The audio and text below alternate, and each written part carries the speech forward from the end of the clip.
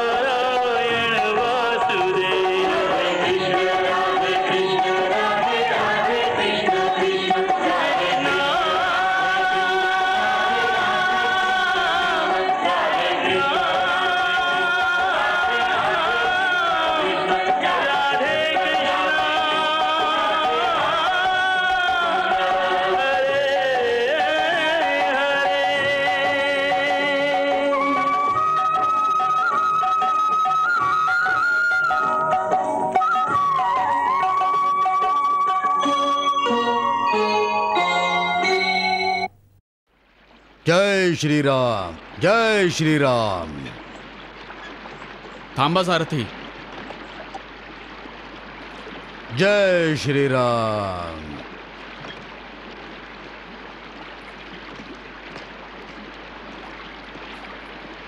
जय श्रीराम.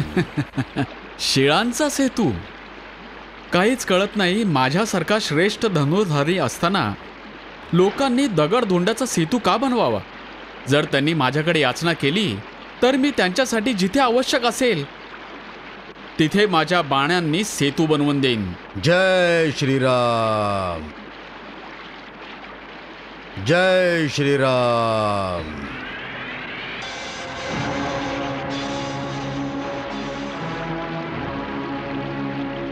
जय श्रीराम. दगडधोंड्यांचा सेतू. हे भल्या माणसा, तू का हसतोयस?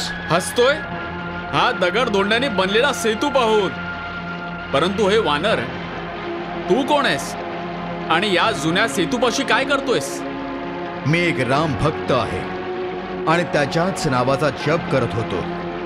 परंतु मला एक गोष्ट कळली नाही की हा दगडाचा सेतू पाहून तुला हसू का येतंय? प्रभू श्रीरामाने तर सुद्धा बनवला होता असा सेतू 7 योजन समुद्रावर.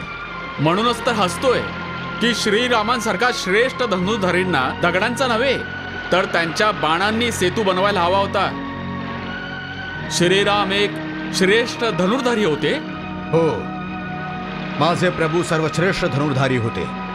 त्यांच्यासारखा धनुर्धारी आज तकायत ना झालाय ना पुढे कधी होऊ शकेल. हे वानर, तू माझा अपमान करतोयस. परंतु मी तुला क्षमा करतो कारण तू मला ओळखत नाहीस. मी त्रैलोक्यातील सर्वश्रेष्ठ धनुर्धारी आहे, कुंती पुत्र अर्जुन. धनुर्विद्या ही द्रोणाचार्यांकडून शिकलोय. माझ्या या गांडीव मधून सुटलेल्या बाणांनी मोठमोठ्या वीरांना जमिनीवर नाक घासायला विवश केलंय. हे वानर, जर मी प्रभू श्रीरामांच्या जागी असतो तर दगडधोंड्यांनी नाही माझ्या बाणांनी सेतू बनवला असता. जर त्या काळी बाणांचा सेतू बनवला गेला असता तर प्रभू श्रीराम व त्यांची सेना कधी लंकेपर्यंत पोहोचूच शकले नसते. का पोहोचू शकले नसते? माझ्याहून बलवान आणि महाकाय वानर प्रभू श्रीरामांच्या सैन्यात होते. त्यांचा भार बाणांच्या सेतूला कसा पेलवला असता? कोणत्याही वानराने पाय ठेवताच बाणांचा सेतू तर नक्कीच तुटला असता. परंतु माझे बाण इतके निर्बल नाहीयेत. मी स्वतः माझ्या बाणांनी सेतू बनवलाय आणि त्यावरूनच दौडत मी इथवर आलोय. हे असंभव आहे. केवळ माझ्यासारख्या वानराच्या ओझ्यानेच बाणांचा सेतू हा तुटू शकतो. हे कपी, तू तर एक सामान्य वानर आहेस. तुझा भार तो काय असणार? अच्छा, त्रैलोक्याचा सर्वश्रेष्ठ धनुर्धारी काय असतो याचा तुला काय ज्ञान असणार? जर मी माझ्या या बाणांनी सेतू बनवला तर कुणीही तो मोडू नाही शकायचा. हा तुझा भ्रम आहे. कुणी कशाला? माझाच भार तुझा सेतू सहन नाही करू शकणार. वाळूंच्या भिंतीसारखा कोसळून पडेल. तू मला आव्हान देतोयस? नाही, मी तर तुला समजावतोय. हे तर तुझं समजावणं नाहीये, तुझं आव्हान आहे हे. आणि मी या आव्हानाचा स्वीकार करतोय. मी आता बाणांचा सेतू बनवतोय. जर तू त्या सेतूला तोडू शकला नाहीस तर मी तुमचा दास बनून जाईन. आणि जर मी तुमच्या बाणांचा सेतू तोडून दाखवला तर मग मला स्वतःला त्रैलोक्याचा सर्वश्रेष्ठ धनुर्धारी म्हणून घेण्याचा काही एक अधिकार नाही. जर तुमचा हाच हट्ट असेल तर मग बनवा सेतू.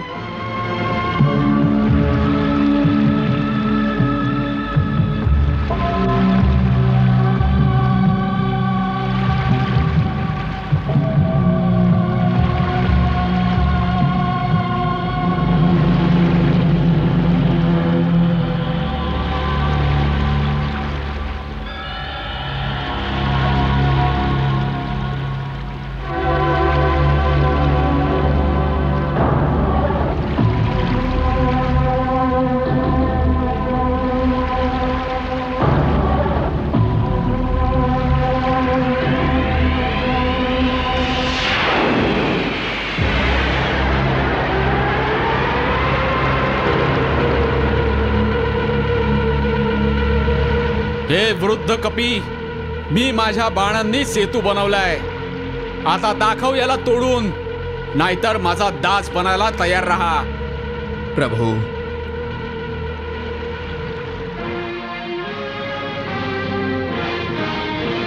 जय श्रीराम.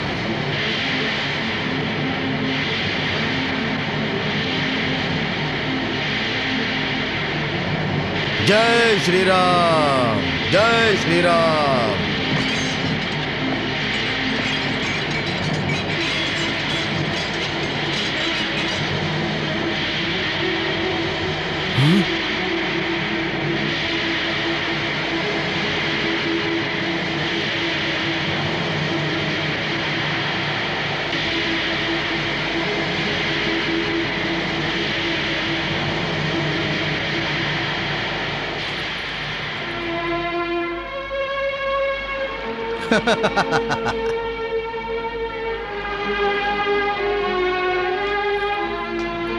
हे कुंतीपुत्र, काय अजूनही तू स्वतःला सर्वश्रेष्ठ धनुर्धारी समजतोस?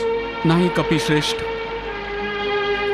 मी सर्वश्रेष्ठच काय, सर्वसाधारण धनुर्धर म्हणण्याच्या योग्यतेचा राहिलो नाही. तुझ्या बाणांच्या सेतूची दशा पाहून आता तुझ्या लक्षात आलं असेल की भगवान श्रीरामांनी दगडधोंड्याचा सेतू का बनवला. हे कपी, तुम्ही जिंकलात,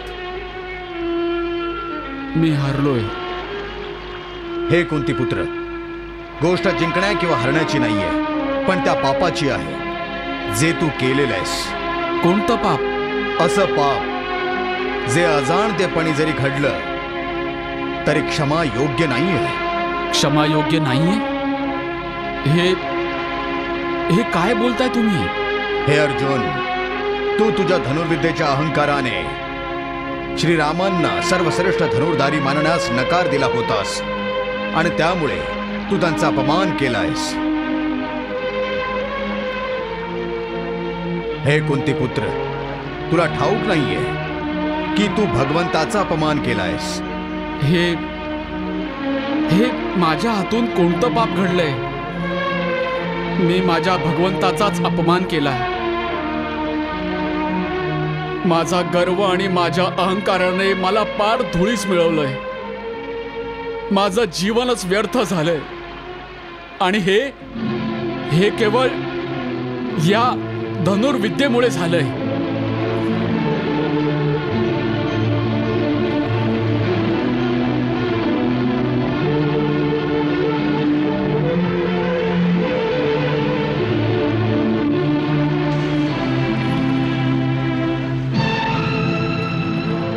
हे तू काय करतोस अर्जुना?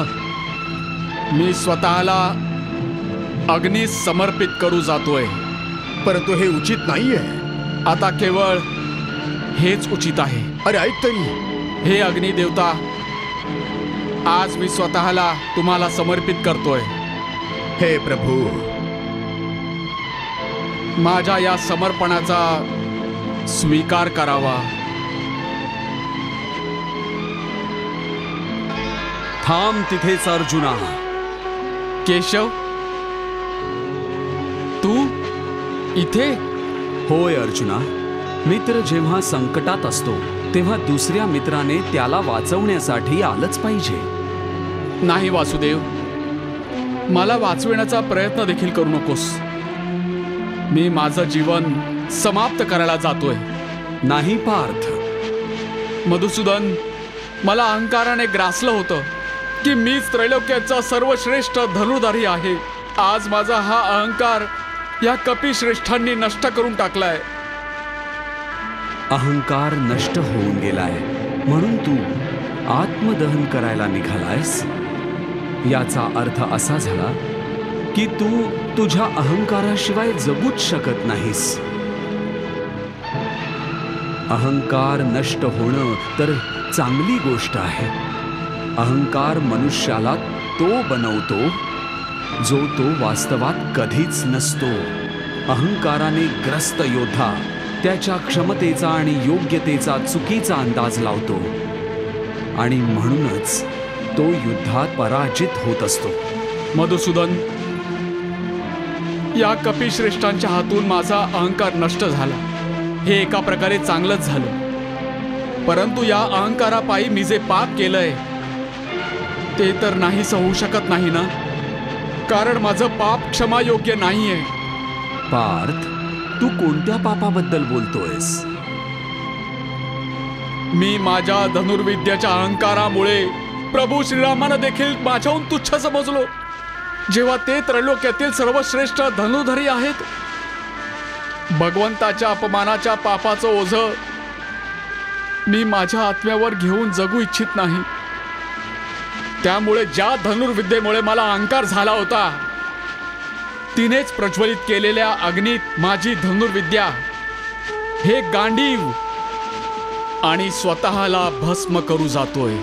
हे अर्जुना, मनुष्य केवळ पुण्य आणि पाप करू शकतो, परंतु पुण्याचं फळ किंवा पापाची शिक्षा काय असली पाहिजे याचा निर्णय तो स्वतः नाही करू शकत. तुझ्या पापाची शिक्षा स्वतःला देऊन तू अजाणतेपणी ईश्वराच्या नीतीमध्ये हस्तक्षेप करू जातोयस. पापी मनुष्यांसाठी मी नरक बनवलेला आहे. मनुष्यांना स्वतःचा नरक बनवण्याचा अधिकार नाहीये.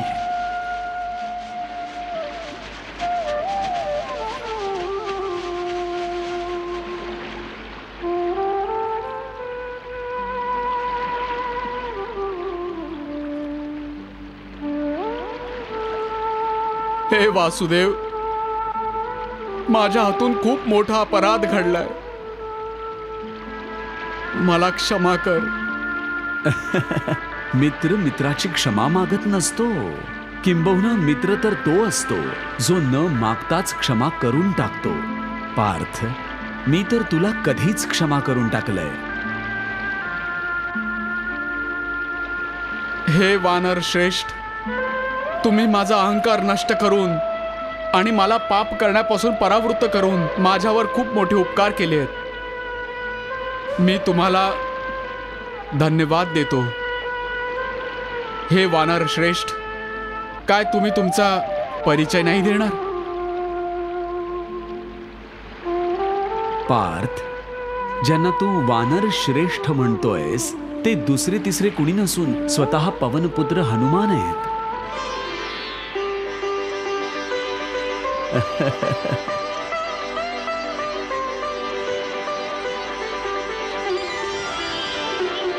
माझ्याच आज्ञेने हनुमानाने तुझा अहंकार नष्ट केलाय. परंतु हनुमानाचा उद्देश तुला नष्ट करणं नाहीये. हे पवनपुत्र, मला क्षमा करा. नकळत मी तुमचा अपमान केला. नकळत केलेल्या चुकीसाठी क्षमा कसली? हे अर्जुन, एक गोष्ट सदैव लक्षात ठेव. जो योद्धा अहंकाराला जिंकून घेतो तो इतर सर्व शत्रूंना पराभूत करू शकतो. कारण कोणत्याही योद्ध्याचा अहंकाराहून मोठा दुसरा शत्रू कुणी नाही. ज्याने अहंकाराला जिंकून घेतलं त्याने सर्व जग जिंकून घेतल्यासारखं आहे. वा हनुमानजी, वा. तुम्ही धन्य आहात, महाज्ञानी आहात. आणि आज तुमच्या ज्ञान भंडारातून तुम्ही माझे गुरु बनले आहात.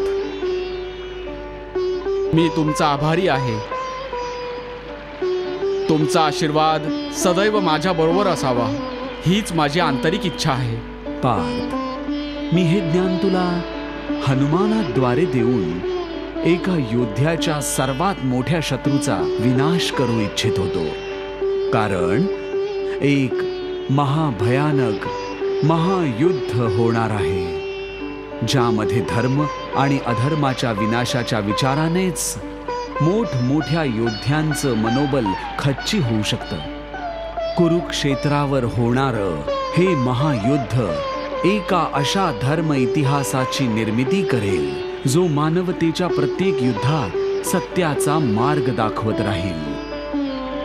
परंतु या युद्धाचं कारण काय असेल? त्या युद्धाचं कारण आत्ता सांगणं उचित होणार नाही. परंतु मी इतकं नक्कीच सांगू शकतो की युद्धभूमीवर केवळ तूच केंद्रस्थानी असशील आणि या युद्धाचं कारण देखील तूच असशील. अर्जुना, हे युद्ध तुला कोणत्याही परिस्थितीत जिंकायचंय. नक्कीच.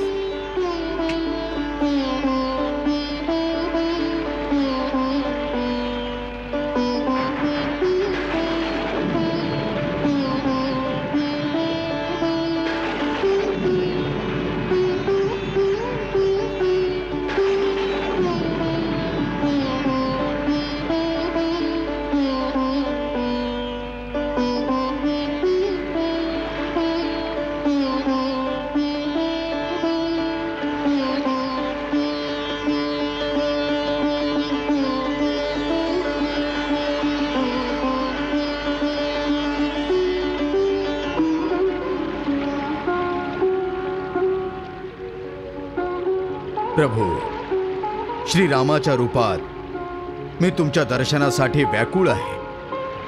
माझा रोम रोम माझ्या स्वामींच्या दर्शनाच्या लालसेने आणि प्रतीक्षेने आसूसलंय. त्यासाठी करा काहीतरी भगवंत. कृपा करा प्रभू, कृपा करा. तुमच्या भक्तावर कृपा करा. प्रभू, माझ्यासाठी काय आज्ञा आहे? हनुमाना, माझी इच्छा आहे की तू द्वारकेत यावस आणि माझ्या राजमहालाच्या वाटिकेत मुक्काम करावास. तू महाज्ञानी आहेस याचा उद्देश तू स्वतःच समजून जाशील. आणि हो, तुझी सर्वात मोठी मनोकामना देखील तिथेच पूर्ण होईल. खरंच प्रभू?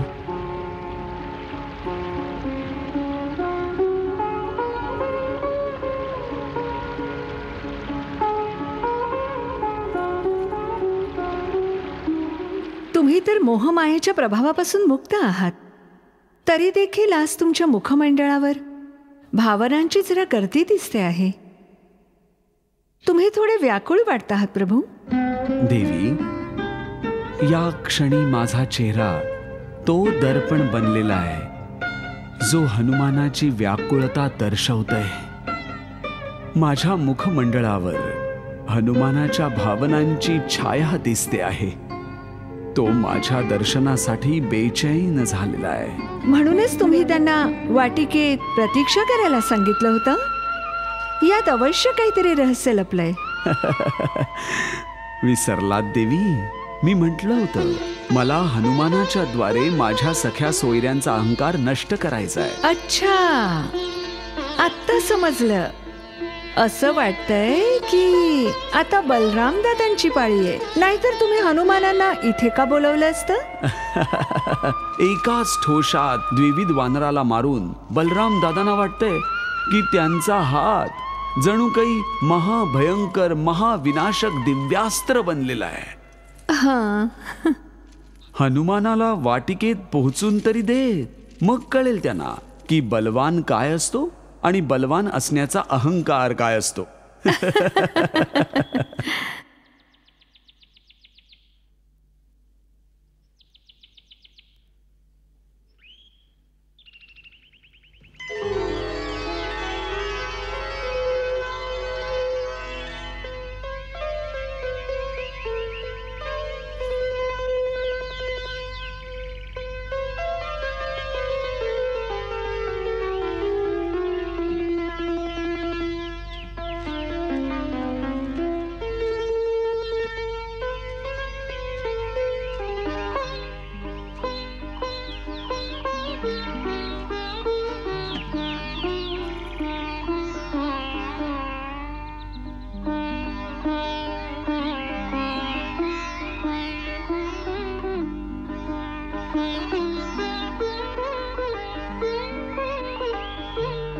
प्रभू, तुमच्या आज्ञेनुसार मी या वाटिकेत तर येऊन पोहोचलो, परंतु खूप जोराची भूक लागली आहे. तुमची आज्ञा असेल तर थोडी फळं खाऊन घेऊ का मी?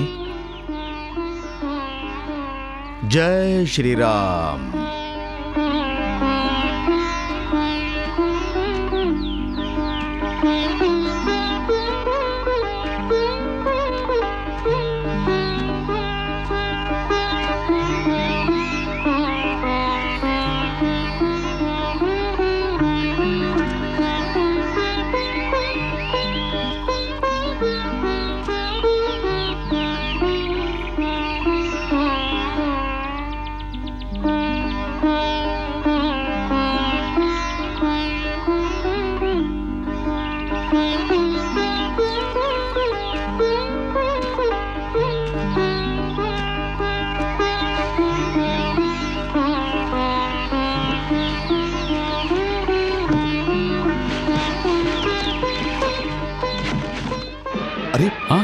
वाटिकेच्या आत हा आवाज कसला?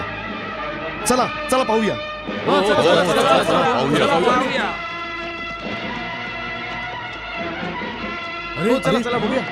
हे वानर बघितलंस काय करतोय?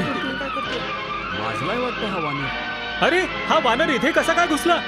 ही द्वारकेची राजवाटिका आहे. चालू लाग इथून. अरे बाबा, मी थोडी फळं खायला आलोय. थोड्या वेळ विश्रांती घेईन आणि मग इथून जावं असं म्हणतोय.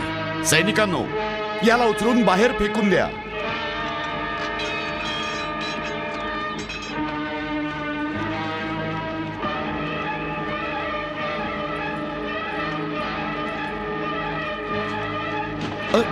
अरे अरे, हा तर कुठेतरी मायावी दिसतोय. सैनिकांनो, याला चांगला चोप देऊन बाहेर फेकून द्या. जा.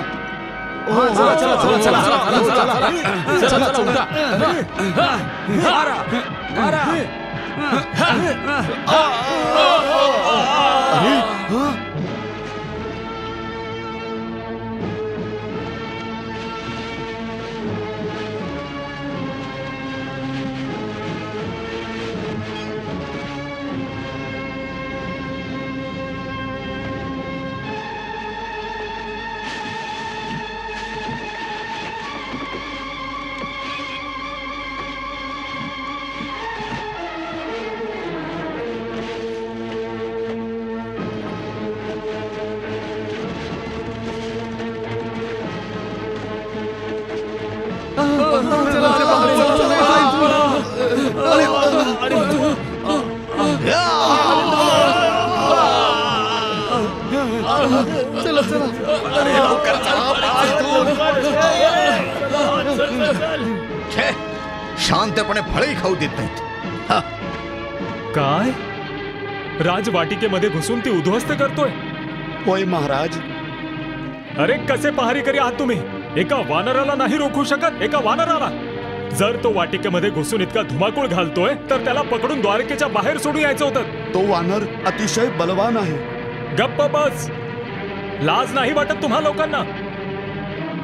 एका वानराला बलवान म्हणताना? अरे तुम्ही यादव आहात, यादव.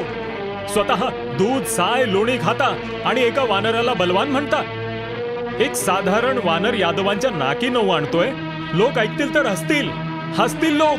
द्वारकेच्या पहारेकरांनी त्याला पकडण्याचा खूप जोरकस प्रयत्न केला, पण तो कोणाच्या हातीच लागत नाही. त्याने असा काही धुमाकूळ घातला. गप्प बस. बहुधा हा वानर द्विविध वानराच्या मृत्यूचा बदला घेण्यासाठी इथे आला असावा. जर हे असं असेल तर द्विविधासारखाच माझ्या मुष्टीच्या एका प्रहारानेच तो देखील मरून जाईल.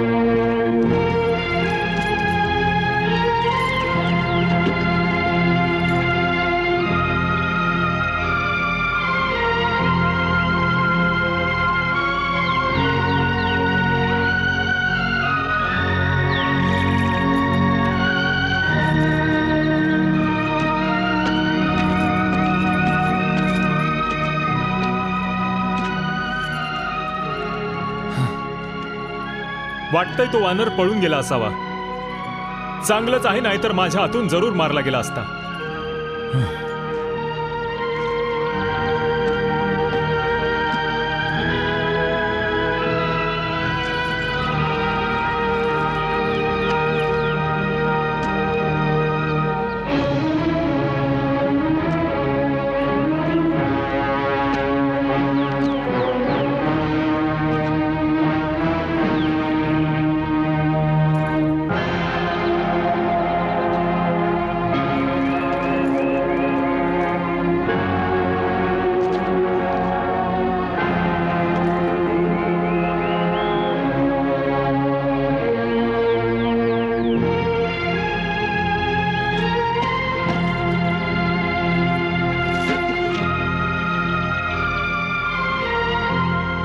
हा तर वृद्ध वानर आहे.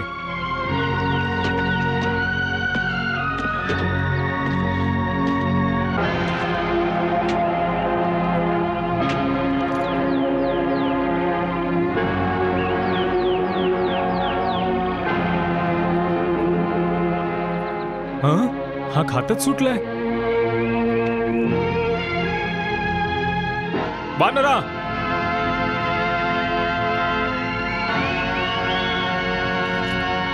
ए वानरा, मी तुझ्याशी बोलतोय.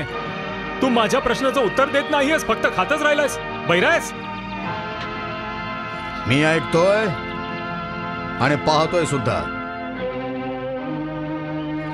पण तुला दिसत नाहीये की मी भोजन करतोय. तुझ्याकडे इतका शिष्टाचार नाहीये की जर कोणी भोजन करत असेल तर त्याला शांतपणे जेवू दिलं पाहिजे. ए वानरा, भूक लागली आहे का? उपाशी प्राण्याला अधिक राग येतो. जर असं असेल तर घे, तू पण फळ खा. मी इथे भोजन करायला नाही, तुला इथून निघून जायचा आदेश द्यायला आलोय. या वाटिकेची जी दशा तू केलीयस त्यासाठी मी तुला नक्कीच शिक्षा दिली असती, परंतु तू वृद्ध आहेस म्हणून मी तुला क्षमा करतोय. जा, निघून जा इथून. मला आदेश देणारा माणसा तू आहेस कोण? मी बलराम आहे. बलराम. बलराम? हो. कोण बलराम? या त्रैलोक्यात केवळ एकच राम आहेत, माझे प्रभू श्रीराम. हा बलराम कुठून आला? तू केवळ नावाचाच बलराम आहेस. बघ तरी किती आकांड तांडव करतोयस. बलवान पुरुष ना इतका आकांड तांडव करतो ना इतका क्रोध करतो. हे तर सगळी बलहीन असण्याची चिन्ह आहेत. बलहीन? जर मी माझ्या बळाचा प्रयोग तुझ्यावर केला तर तुझ्यासाठी मुळीच चांगलं नसेल ते वृद्ध वानरा. अच्छा, मला चिडायला लावू नकोस. मला चिडायला लावू नकोस. जर मी माझ्या मुष्टीचा एक प्रहार तुझ्यावर केला तर सरळ जमिनीत गाडला जाऊन पाताळात पोहोचशील. राम राम राम. असं वाटतंय की आजकाल या रोगाची सर्वांना लागण झाली आहे. महामारी सारखा सर्व दूर पसरलाय. ज्याला बघावं तो याच रोगाने पीडित आहे. तू स्वतःला बलराम म्हणवतोस, परंतु मला देखील तू याच रोगाचा बळी वाटतोस. रोगी? आणि मी? कोणत्या रोगाबद्दल बोलतो आहेस तू? तोच अहंकाराचा रोग. मुंगीला पंख फुटले तर तिला वाटतं की संपूर्ण आकाशावर तिचंच राज्य आहे. हे वृद्ध वानरा, तू माझा उपहास करतोयस. आता मी तुला नाही सोडणार. युद्धासाठी तयार हो. उचल तुझी गदा. जय श्रीराम.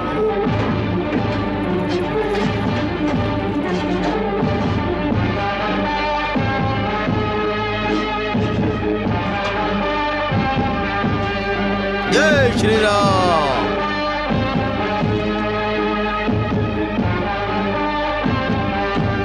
जय श्रीराम.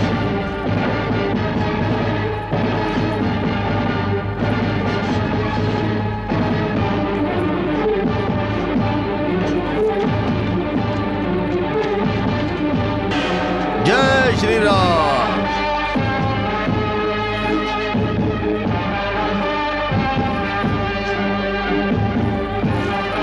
जय श्रीराम.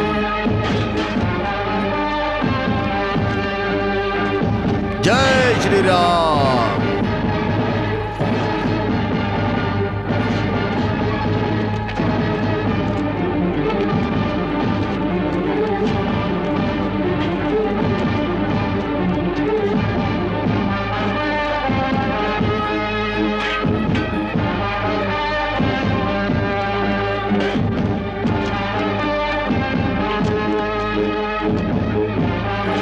जय श्रीराम. जय श्रीराम. जय श्रीराम.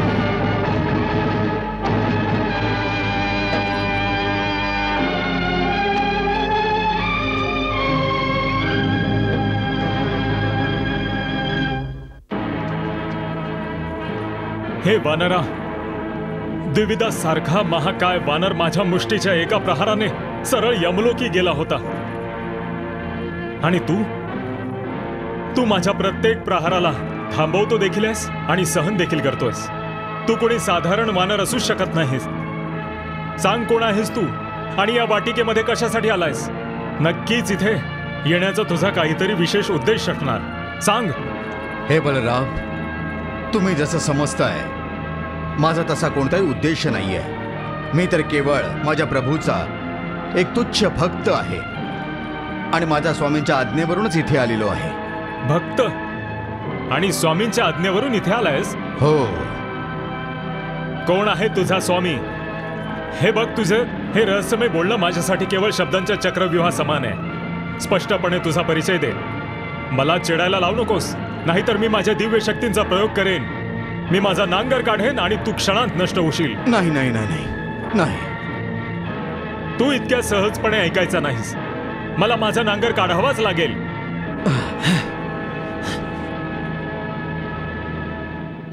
वाचवा प्रभू, वाचवा. लवकर या. मी तर तुमच्या आज्ञेने ही लीला करत होतो. शेषनागजींना तर क्रोध येतोय. यांच्या क्रोध आणि शक्तीपुढे मी तू काय बापुडा. हे तर तिन्ही लोक नष्ट करू शकतात. कृपया माझं रक्षण करा प्रभू, माझं रक्षण करा. थांबा बलराम दादा. कन्हैया, तू अचानक इथे? हो बलराम दादा. तू मला का अडवलंस कन्हैया? मी या वानराला शिक्षा द्यायला निघालो होतो. हा कोणी साधारण वानर नाहीये, हा खूप मोठा मायावी आहे. मला तर वाटतंय हा जरूर एखादा असुर असणार. वा बलराम दादा, बरोबर ओळखलं तुम्ही. हा तुम्हाला वानर दिसतोय. वानर? अरे कन्हैया, मी माझी सर्व शक्ती पणाला लावली होती, परंतु याला काहीही झालं नाही. जर हा कोणी साधारण जीव असता तर माझ्या प्रहाराने सरळ पाताळात गाडला गेला असता. आता मी माझ्या नांगराला आवाहन करायला निघालो होतो. बलराम दादा, ज्याला तुम्ही मायावी असुर समजत आहात तो दुसरा तिसरा कोणी नाही, पवनपुत्र हनुमान आहे. काय? पवनपुत्र हनुमान? प्रणाम बलरामजी.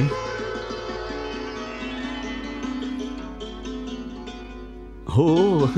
खरंच कन्हैया, हे पवनपुत्र हनुमान आहेत? हो बलराम दादा.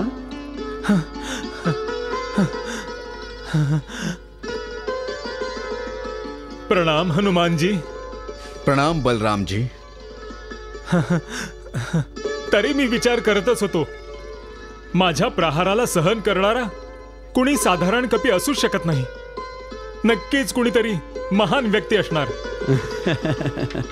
बलरामजी, असं बोलून मला का लाजवत आहात? अहो, तुम्ही तर शेष नागांचा अवतार आहात, ज्याच्यावर तिन्ही लोक टिकून आहेत. जर तुम्ही किंचित जोराने जरी श्वास घेतलात तरी तिन्ही लोक डळमळतील. तुमच्या शक्तीपुढे मी तर काहीच नाहीये. तुमचा एक वार सहन करण्याची शक्ती देखील माझ्यात नाहीये. ते तर मी श्रीरामांचं नाव घेत घेत प्रहार अडवत होतो. ही माझ्या प्रभू श्रीरामांचीच तर शक्ती होती, जी तुमच्या प्रत्येक प्रहारापासून माझं रक्षण करत होती. परंतु तुम्ही माझ्याशी दोन हात का करत होतात? मी तुमचं काही नुकसान केलेलं नाहीये. मी तर सेवक धर्माचं पालन करत होतो. जसं स्वामींनी सांगितलं तसंच मी केलं. अच्छा, तर कन्हैया, हे सगळं तुझ्या आज्ञेने होत होतं? परंतु का? बलराम दादा, जेव्हा तुम्ही पौंड्रकाशी एकटे युद्ध करायला निघाला होता तेव्हापासून मी तुमच्या वागण्याबद्दल चिंतित होतो. आणि मग जेव्हा तुम्ही महाकाय द्विविदला मारलं, तुमच्या मुष्टीच्या एका प्रहाराने यमलोकी धाडलं होतं, मी पाहत होतो की माझ्या मायेने तुमच्या मनावर पडदा घालून तुम्हाला मोहित केलं होतं. आणि ही माया तुमच्या मनात अहंकाराची बीज रोवत होती. बलराम दादा, तुम्ही माझे भ्राताश्री आहात, त्यामुळेच मला तुम्हाला या सगळ्यातून बाहेर काढायचं होतं. मला समजत होतं कन्हैया, हनुमानजींशी युद्ध करते वेळीच मला या मायेच्या भ्रमाचा आभास झाला होता. परंतु कन्हैया, त्यासाठी स्वतः हनुमानजींना कष्ट घ्यावे लागले. हे चांगलं नाही झालं. बलरामजी, हे काय बोलताय तुम्ही? मला माझ्या स्वामींची सेवा करण्याची संधी मिळाली, परंतु मनाला पटत नसताना देखील मला गर्विष्ठ आणि अहंकारी असण्याचं नाटक करावं लागलं. जर त्यावेळी अजाणतेपणे न जाणू मी तुम्हाला काय काय बोलून गेलो, या मला अपमानासाठी क्षमा करावी. नाही नाही हनुमानजी, हे काय बोलतात तुम्ही? क्षमा तर मी मागितली पाहिजे. अजाणतेपणी न जाणू मी तुम्हाला काय काय बोलून गेलो, त्या अपमानासाठी मला क्षमा करावं. भक्तांना मान अपमानाची चिंता कुठे असते? आपल्या दासाची क्षमा नाही मागितली जात. मी तर तुम्हा तिघांचा दास आहे. हे तर माझं सद्भाग्य आहे की त्रेतायुगानंतर आज मी प्रथमच तुम्हा तिघांना एकत्र माझ्या समोर बघतोय. देवा,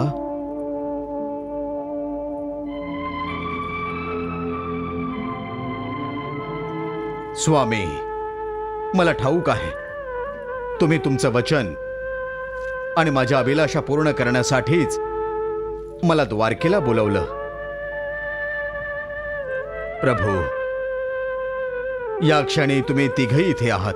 माझी विनंती आहे की तुम्ही तिघांनी मला त्रेतायुगाच्या तुमच्या अवतारी रूपात दर्शन देऊन अनुग्रहित करावं. माझे स्वामी श्रीराम, माझी माता सीता आणि लक्ष्मण तिघांचे एकत्र पुन्हा दर्शन घेईन, जेणेकरून माझं जीवन सफल होईल. मी कृतकृत्य होऊन जाईन प्रभू, धन्य होऊन जाईन मी. प्रभू, मला त्याच रूपात दर्शन द्यावं. आज मला निराश नका करू प्रभू. खूप प्रतीक्षा करायला लावली आहे तुम्ही. दर्शन द्यावं प्रभू, दर्शन द्यावं.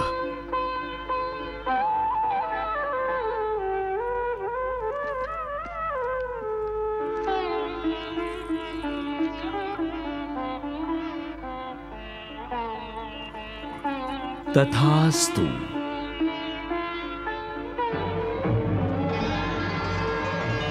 श्रीकृष्णांना भक्तपरायण म्हणतात ते काही उगाच नव्हे. हनुमानाने म्हटल्याप्रमाणे केवळ त्यांची मनोकामना पूर्ण करण्यासाठी आणि श्रीकृष्णांनी शरयू नदीच्या तीरावर ब्राह्मण रूपातल्या हनुमानांना दिलेलं वचन पूर्ण करण्यासाठी ही इतकी मोठी लीला घडवून आणली. खरंच धन्य ते प्रभू आणि धन्य ते वीर हनुमान. द्वारकेतल्या राजवाटिकेत हा भगवान भक्त समागमाचा सोहळा पार पडत होता. श्रीकृष्णांनी रुक्मिणी आणि बलरामांसह त्यांच्या त्रेतायुगाच्या अवतारी रूपात म्हणजेच श्रीराम रूपात सीतामाई व लक्ष्मणासह हनुमानांना दर्शन दिलं. हा दिव्य सोहळा देवलोकीचे देव तरी कसा चुकवू शकणार होते. प्रभू आणि भक्ताचं हे अनोखं मिलन बघण्यास नारदांसह सर्व देव अवकाशात उपस्थित होते. प्रभू श्रीरामांच्या अनेक युगानंतर झालेल्या दर्शनाने श्री हनुमानांचे डोळे भरून आले. त्यांनी त्या देवत्रयींचं मनसोक्त दर्शन घेतलं. श्रीरामांची छबी पुनश्च एकदा आपल्या डोळ्यात आणि हृदयात हनुमंतांनी साठवून घेतली. त्यांच्या या दर्शन सोहळ्याचं एका श्लोकात वर्णन करायचं तर इतकंच म्हणता येईल की दक्षिणे लक्ष्मणो यस्य वामे तू जनकात्मजा पुरतो मारुतिर्यस्य तम वंदे रघुनंदनम. जय श्रीराम, जय जय श्रीराम. दर्शन राम रूप में दीने पैया लागू है हरि. दर्शन युगल रूप में दीने पैया लागू है हरि. संग जानकी लक्ष्मण आए कृपा करी. संग जानकी लक्ष्मण आए कृपा करी. दर्शन राम लखन सिया दीने पैया लागू है हरि. दर्शन राम लखन सिया दीने पैया लागू है हरि.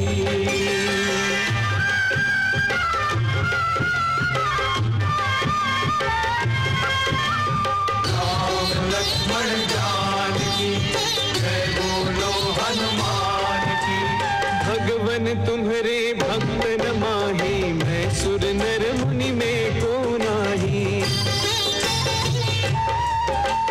भगवन सारे देवन माही. भक्त परायण तुम सा नाही. सिद्ध कर दिया तुमने हमारी प्रीत करी. सिद्ध कर दिया तुमने भक्त की भक्ति करी. दर्शन राम रूप में दीने पैया लागू है हरि. दर्शन युगल रूप में दीने पैया लागू है हरि. राम रूप में श्याम समाए. लक्ष्मण बलदाऊ बन आए. श्याम रूप में राम समाए. बलदाऊ लक्ष्मण बन आए. लक्ष्मी रूप रुक्मणी सीता मैया हमारी. लक्ष्मी रूप रुक्मिणी सीता मैया हमारी. दर्शन राम लखन सिया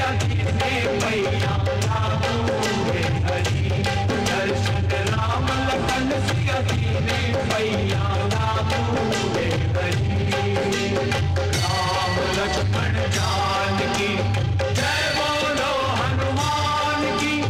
राम लक्ष्मण जानकी जय बोलो हनुमान की। राम लक्ष्मण जानकी जय बोलो हनुमान की। राम लक्ष्मण जानकी जय बोलो हनुमान की। राम लक्ष्मण जानकी जय बोलो हनुमान की। राम लक्ष्मण जानकी जय बोलो हनुमान की। राम लक्ष्मण जानकी